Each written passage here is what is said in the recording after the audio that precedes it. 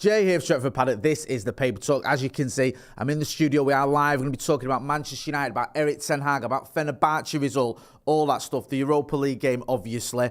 Why Antony was featuring before Amad Diallo. We'll be getting into all of that. So make sure you are hitting like, share, and subscribe. If you're not subscribing to the channel, please do. We want to get to 800,000 subscribers. We're not that far off it. And with your support, we will get there. Loads of people in the comments in the chat. I'm going to get to that in a minute already. Make sure you're hitting that like button. Also, Floors, who's been a member of the academy for 7 months, says Højlund is our top chance converter, and the front three played well against Bradford. I think he means Brentford. I quite like Xerxes, but does Ten Hag not want us to build any momentum? We'll get into that. We will get into all that in a minute. Loads of people are sort of talking. Mick Holohan, Daniel Berry, Harry Potter. Here's one for you. Daniel Berry says, Amad is massively overrated by United fans. Having said that, he's comfortably better than Antony. I agree he's better than Antony. I don't know if he's overrated. He might be overrated by some. The thing with Amad Diallo is I think some people look at him as the answer to everything, and he isn't. But I still think he's a very good player, and I quite like Amad Diallo. And I'd like to see him being given more minutes. I'd certainly like to see him being given minutes ahead of Antony. And look, Antony's not played loads this season. It's not like it's a massive issue. Like Antony's always getting in the team ahead of him. But it was a little bit surprising that, first of all, that Mazraoui started in the number 10 when you thought maybe you could have tried Amad there, and then to see Antony getting in ahead of him. But the manager did explain it. I think we've got the clip from last night's press conference after the game when the manager just gave us all an update as to why he preferred or chose Antony ahead of Amad Diallo. I think you can check this out. For Amad, he's doing well, but also we have to reward the performances of Antony dos Santos in training. He's training very good, and he is a threat almost every training. So yeah, I felt at that moment to bring him to be the threat to decide the game. But also, Amad, you saw when he came in, he had also 1-2 good actions. So yeah, we are a squad. Very pleased with all the effort, all the players putting in, and also from most of the players, also the quality. So there you go. He's explaining it. He speaks about the training. It's not, and also he wasn't sort of disparaging Amad, was he? He said he's done well, but he said basically, Antony's impressed him in training. What do we make of that? Let me know what you think of that decision and whether you think that is that fair enough. Should training matter? If if you're doing really well in training, should that not give you an opportunity to get into the first team, or do you think that it's not that important? We've also got a bit of an update there on his injury. You can see there it says the Dutchman reiterated. I feel really unlucky for him. I feel real compassion for him when he worked so hard in training. Yeah, he's just talking about him doing well in training, and that he was unlucky because he was barely on the pitch, was he, Antony? He was on the pitch for 5 minutes or something before he picked up that knock, and then he spent another 5 minutes getting treated, and then that was the end of that. Yeah, we can get rid of that. So I get people are sort of frustrated that Amad Diallo's not been given more minutes, and I get people questioning why Antony's getting ahead. And I did it on the watch along. It's not a decision I would have made, but the manager's explained it. I don't think it's the end of the world, I'll be honest with you. I'm not exactly Antony's biggest fan, and I am a big fan of Amad Diallo, but I think for the last 10 minutes against Fenerbahce, someone's impression training, okay, I understand it, even if I don't agree with it. I don't think Ten Hag's gone in off the deep end. What do you think? Let me know. Get involved in the chat in the comments, and we'll get into it. Let's have a little bit of a chat around this. Cowboy says, Amad links the play up nicely, makes things happen. There's some discussion going on about Antony and Amad. I know some people, not many people who rate Antony, is there really? Let's be honest with you. I think when you speak to most Manchester United fans, whether that's online, whether it's at the game, whether it's on the channel or whatever, Antony's sort of backers, if you could call them that, or people that rate Antony, are few and far between. I think most fans I speak to would like to see the back of him. There was talk of him maybe going back to Ajax, maybe getting a move elsewhere. I think a lot of fans would like to see that. I might be wrong, and I often say this with Antony. I don't want to keep hammering the kid because I feel like we speak about him a lot and it's usually all negative. But I'd love for him to prove me wrong. Last night, it could have been an opportunity for him, and he's just been unlucky on getting the injury. It's not like it's his fault he got injured. People are having a dig at him as well, the way he did that in terms of sort of sitting on the deck on the pitch. I don't know if that was to make sure that United didn't go down to 10 men, or if it was just I don't know what the thinking was behind it. Let me know in the chat in the comments. Wesley Evans says, if Antony's good in training, why is he SHIT in a competitive match?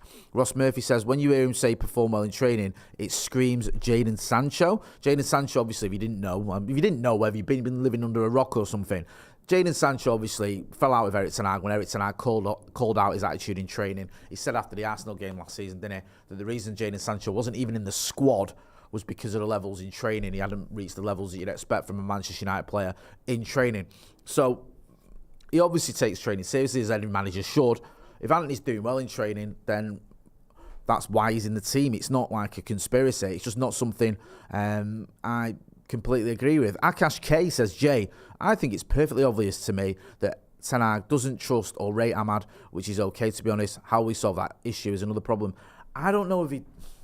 I think there is some doubts there of Erik ten Hag, but Ahmad's had more minutes this season than Antony, I think. I think Ahmad's played more games than Antony.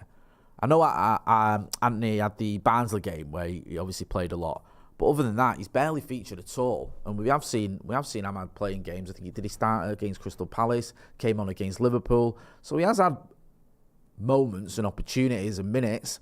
He's just not had them consistently. And there's probably a question mark there surrounding the manager's attitude towards him, whether the manager truly believes he's that guy. We'll have to wait and see. I've said it before and I'll say it again. This is a big season for Amad Diallo. This is the season where he's really got to sort of prove whether he's going to impress this manager or be good enough for Manchester United. Because I feel like he's had his loan moves now. He's now come back.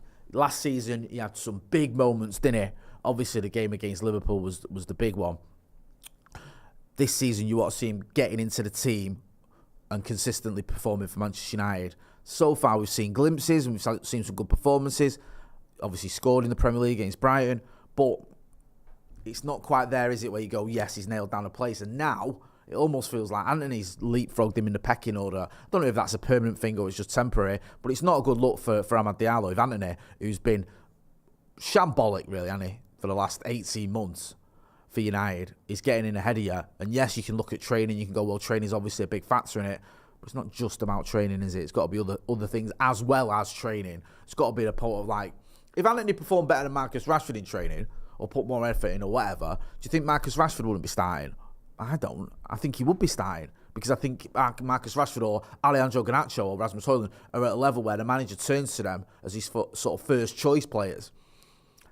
The trouble I think Amad Diallo's got is the manager doesn't view him like that. He doesn't view him as the same sort of stature as them, as like, well, Amad's my guy, he's going to be in. It's a case of, well, maybe we go with Amad, maybe we don't. Who's been better in training? All right, Antony's been better in training this week. Let's give Antony the nod. That wouldn't happen if it was a Marcus or a Joe Garnacho. He wouldn't do that. I just can't see a scenario where you'd see Marcus Rashford or Alejandro Garnacho sat on the bench and you need a goal, and you bring on Antony in front of him. I think there'd be uproar if that was the case. So it just shows you the manager's mindset. Gav536 says, surely we can all agree at this point the only reason Ten Hag is still in charge is we can't afford to sack him. Antony a threat? Wow. Mick Holohan says a wee bit overrated, a wee bit. I think he's talking about Amad Diallo.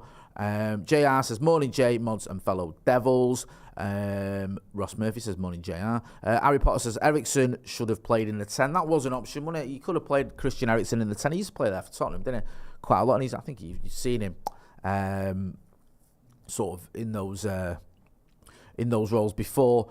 He's been playing well, hasn't he, Christian Eriksen? I wouldn't mind seeing him in the 10. It was a bit of a surprising decision that Noussair Mazraoui started in the 10. I think, have we got some quotes on, or we just got them? Yeah, we have.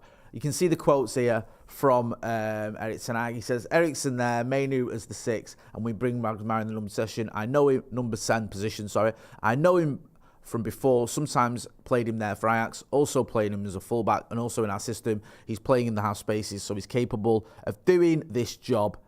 He can do good pressing. I think there's any more there. We can see during the game what is needed, so maybe we can go with him in another position, and maybe if needed, he can play a more offensive position, and it's also possible to bring Casemiro in. Also, you see that? He mentioned the so-called hectic ambience of an away game in Turkey as part of his reasoning. I mean, I don't think I've heard a manager say that before, you know. I don't think I've heard a manager say, the hectic ambience is comes into your thinking. He says, away from home in Europe, hectic ambience to start with 4 attackers is too much. I know Noose is very capable of playing in that position. He was helping midfield and defending, supporting Xerxes and pressing. Big part of goal for Eriksen. You can always move him back. Like, I thought Mazraoui did, you can get rid of that. I thought Mazraoui did okay in the 10. Was a little bit sloppy at times. Obviously, helped with had a hand in the goal. Was it his assist, Mazraoui, for the goal? I can't remember. But thank you. But I don't think it was like, wow, Mazraoui smashed it. He did it all right. I don't know, mate. Would Amad Diallo have done better or Eriksen? I'm not sure. We'll never know. It sort of adds to this air at the minute where the manager's just getting questioned constantly in it. And the only way you fix that is you get results. Now, a draw away in Turkey isn't the end of the world, but in the context of this season, and the fact that Manchester United are in sorry, it was a Xerxes assist, Mazraoui. I think it was Mazraoui to Xerxes, when it's Xerxes assist. I think in the context of this season, the fact we're on this horrible European run, is it 1 winning in 10 or something in Europe? We're just in a bit of a rut at the minute in Europe. We need to fix that. We need to fix it sooner rather than later. So this is the issue that Erik ten Hag's got. It's when you say that to people, you say, okay, 1-1 at Fenerbahce, it's not too bad. Then you'll get people pushing back, going, but look what's happening this season. Look where we are this season. Look what's happened last season as well in Europe. Look what's happening under this manager. The pressure is on him, whether you like it or not. David Fletcher says, our manager doesn't have a clue. Same old crap. Kedge01 says, the manager is making questionable decisions. There is still time to save our season if we sack him now. They are someone, Simu Luta Org says, Maz passed the ball to Xerxes, he assisted. Thank you. Wesley Revens also said, Maz assisted an assist. Jiggers O'Toole says, good game. Away point is cool. Sorry, Ant L says, Jay, no wins in Europe in a year. I saw that after the game on Twitter. Yeah, no wins in Europe in a year for Manchester United is just shocking, really, isn't it? We've always had a half-decent pedigree in Europe, United. Said this last night, like, we've not won loads of Champions Leagues, but we've won a few. Like, we've won 3, we're the first English team to win the European Cup. We've won a couple of Champions Leagues. We've been to 2 more Champions Leagues final. We've won a Europa League. We've won the Cup Winners' Cup, of course, the biggest achievement, the greatest achievement in the history of association football. We've been to other finals as well. So, United usually do quite well in Europe, and we always used to be there or thereabouts, didn't we, under Fergie? I know, time has gone, since then. But even post-Fergie, we've had a couple of Champions League quarterfinals. You can't take that for granted. People laugh at that, and that's how, terrible it is. But there was a time when City was struggling in Europe, massively. The time when Arsenal was struggling in Europe, massively. So it's not just a United problem, and United's record overall is one of the better ones. However, the last year, to not win in Europe, for a club like Manchester United with the stature we've got, it's bad enough we're in the Europa League. But last season, to get into the Champions League, you thought fantastic. Then to finish bottom of that group, get knocked out of Europe completely, so you're not even in the Europa League, was shocking. This season, you're in the Europa League, you thought, all right, well, let's do some bits in it. And so far, we've not even got going. Damien Ahipini says, I'm officially Erik ten Hag out. 1 win in 7 and 3 points in 3 games in Europe and plays a left back at 10. This guy is hanging himself. RC1ROM30 says, let's not forget Amad as a player of the match, as has the other forwards. I think is what he's getting at there. I think Amad's, he's had some good moments this season. I think he did very well when he came on against Liverpool. I know he lost 3-0, but he was a breath of fresh air when he came on. It is a bit of a weird one. Should we talk about Jose Mourinho? Mourinho was up to his old tricks again last night, wasn't he? So you can see here, he got sent off, didn't he? We all saw that. He got sent to the stands. It was weird, right? Me and Joseph were talking before the game. And we were saying you could have this narrative against Fenerbahce because you looked at it and you looked at the fact that you've got Fred playing for him, you've got Amrabat playing for him, you've got Jose Mourinho managing. So it can be like that case where you're looking at it going, oh, you know what? If we got beat off Fenerbahce, if Fred plays well, if Amrabat plays well, and if Jose sort of masterminds a big win for Fenerbahce, people are looking at it going, oh, you know what, we should never have let those players go. We should never have let Jose go. Jose's a much better manager. Why are we stuck with Erik ten Hag and all that sort of stuff? And last night, I don't know, it didn't feel like we missed out on much, or it didn't feel like we'd made sort of terrible decisions, did it? Do you know, like when you split up with your ex or whatever, and then you might think, oh, was that the right decision? Then you bump into her and she's fighting with the doorman outside a nightclub and she's got an electronic tag on her, and you go, okay, actually, probably was the right decision. Seeing Jose Mourinho get sent to the stands and still arguing, seeing him after the game saying what he was saying, it just reminded me of all the things I don't like about Jose Mourinho when he was managing my club. It's quite funny watching it when it's not yours, but when you've got all that drama and the results are a bit underwhelming, which is what happened from a Fenerbahce point of view as well, let's not forget. He was sort of painted as this fantastic result for him. I don't think it was particularly great. I don't think they played particularly well. They had a lot of possession, they had some good chances, and obviously there was that good save from, double save from Onana, but it wasn't like a masterful performance by Fenerbahce, and he's involved in all the drama again, and you just think, yeah, that's not the Jose Mourinho I miss, if I'm being brutally honest. He can be charming, Jose Mourinho.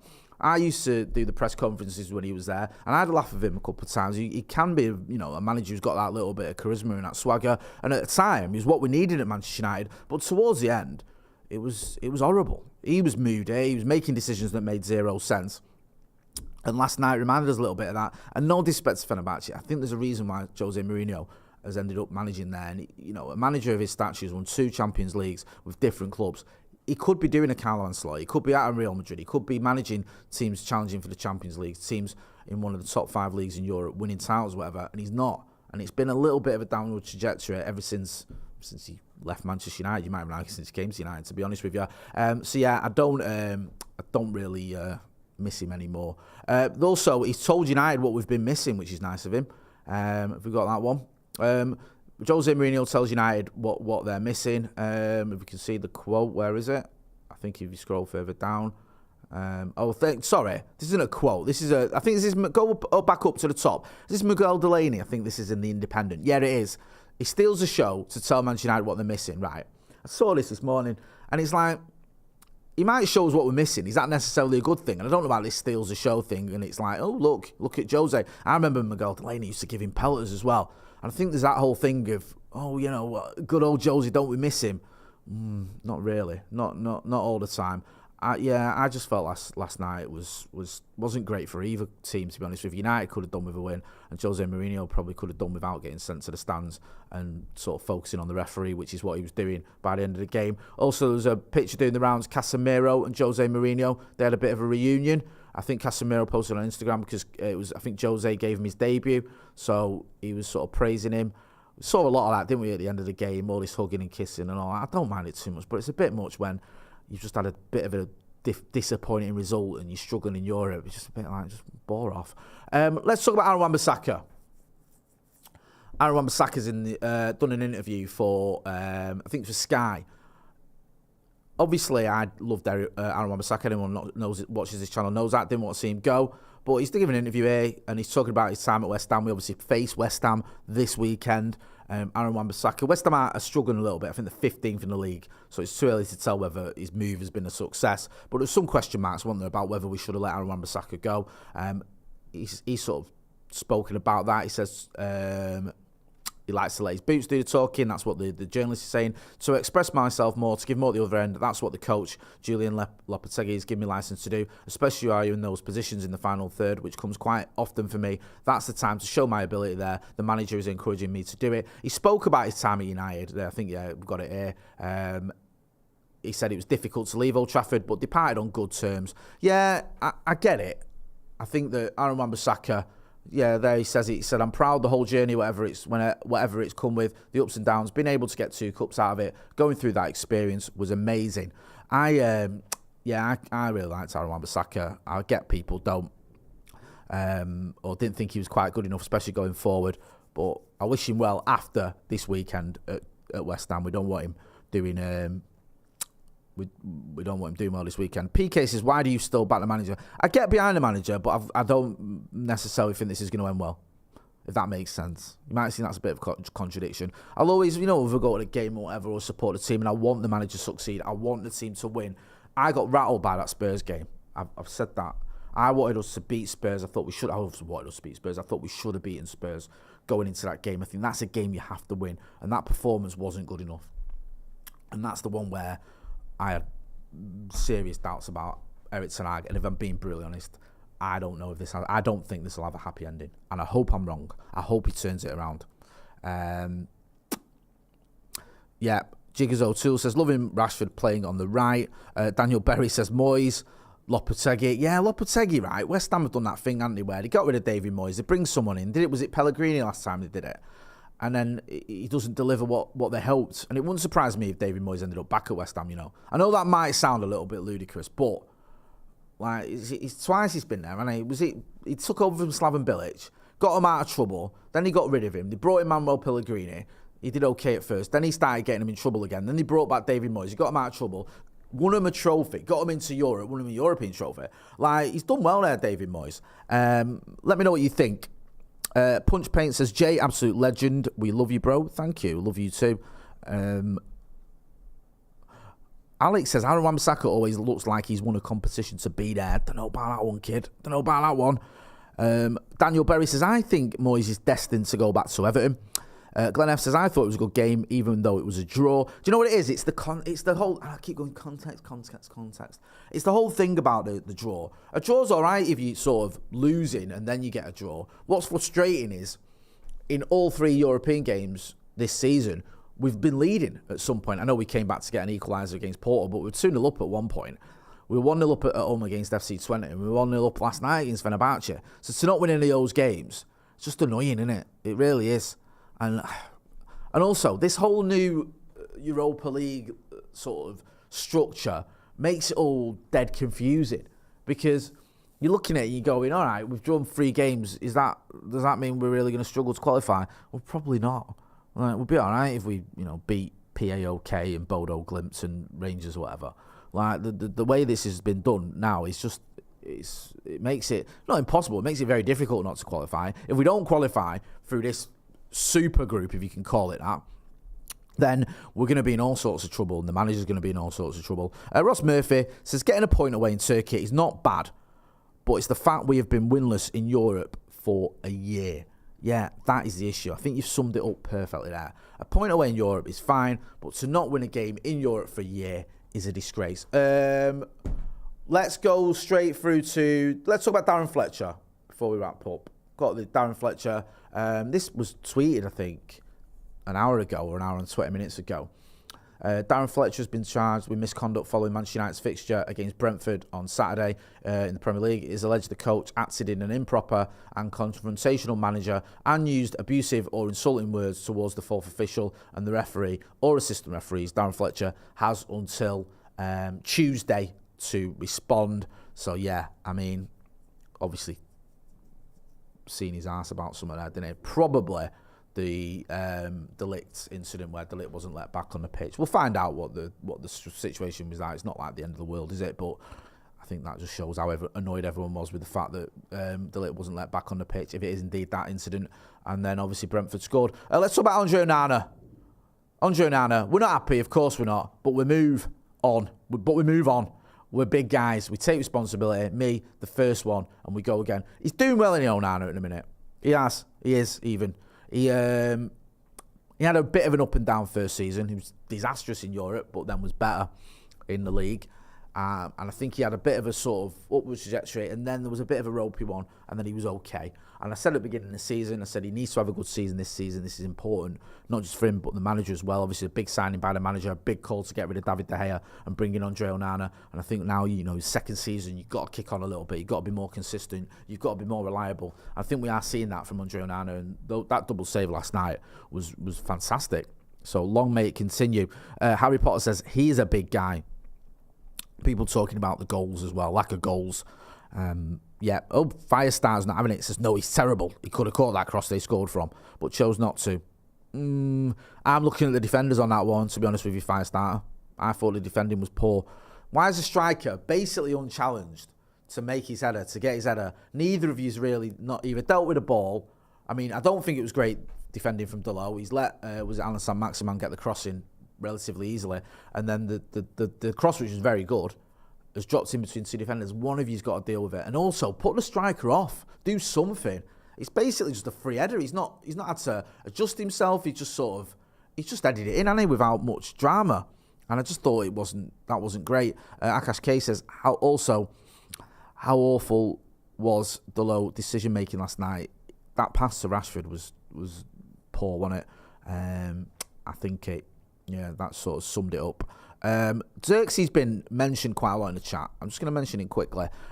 Flaw says, saw Xerxes in training and he was quicker than most of the other players. Why does he look so slow on the pitch? Unlucky says, Xerxes isn't utilising his genetics. He should be working on aerial ability and he'd be a bigger threat.